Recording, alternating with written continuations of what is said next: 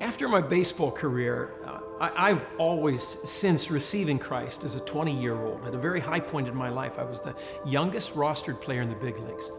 And when I received Jesus and really understood that it wasn't my achieving something, I've just had a passion to tell that to others. And so I started a business career after my baseball career and was promoted here to Pittsburgh. I had heard about the Light of Life ministry and the integrity that they had and the passion that they had for serving those in need. And so it just so happened I was actually working with one of the people that was a sub-manager in my division, and I was working in this area and got lost over in the north side. And I remember seeing at the old facility, I remember seeing the sign, Light of Life. I saw a little place to park, and I went in and I spoke to a woman there that was behind the desk, the receptionist, and I just asked her, I said, I've heard a lot about your ministry. Do you need volunteers? And she looked at me like, what is that, a trick question? And I said, I really have a calling and really feel as though God is calling me to speak, and I would love to be able to come here and share.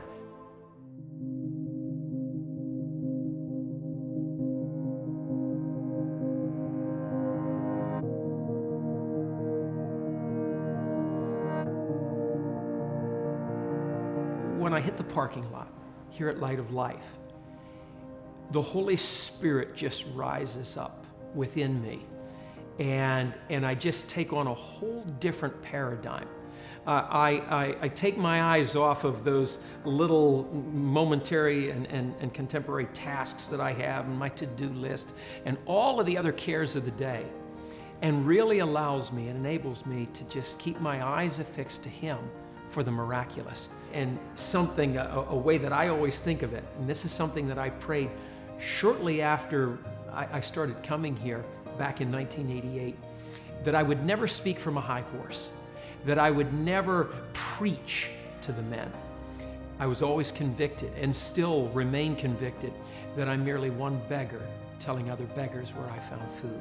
And I've seen things over the years that are hard to describe and even harder to believe. How God has changed lives, and how I've seen men that have come in broken and literally cast into the dung heap, but there God has reached down and is just doing things in their lives that you can't even imagine. His grace, His mercy, His love is for them. And I know many times the Holy Spirit will speak that specific word because the men here have been broken by life.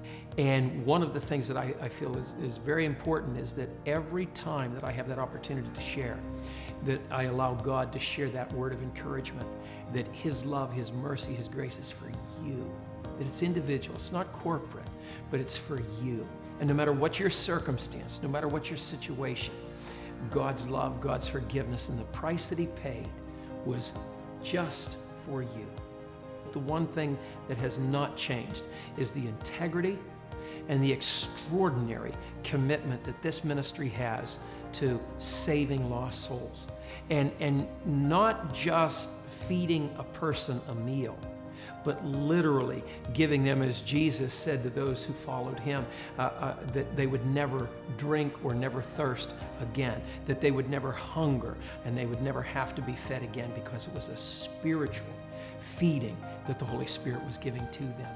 And that's the one thing that has never changed in all of the years that I've been here.